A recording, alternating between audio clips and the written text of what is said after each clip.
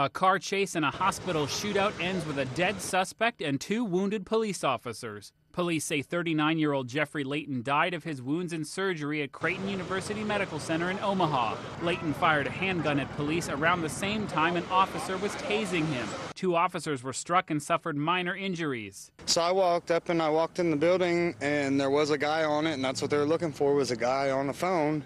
And as soon as I walked out and said, yeah, there's a payphone and there's a guy on it, all of a sudden you heard multiple gunshots. Authorities say Layton was making phone calls to family members from a cafeteria payphone. One of those calls prompted a relative to call 911. The shootout capped a tense day as authorities pursued Layton. Hours before the shooting, Layton crashed his pickup truck into a utility pole while fleeing police. Police say a woman called to say Layton had threatened to harm some of her family members. The chase began when officers learned he had just left his home in a truck and had guns with him. After the crash, Layton disappeared until he turned up hours later at Creighton Hospital. The hospital was on partial lockdown for hours. It's kind of scary. I mean, you're afraid when you go into work, what's going to go on? An Omaha attorney who says he's a friend says Layton owned a local hunting club and had at least 4 years of Army training. Noel Waghorn, The Associated Press.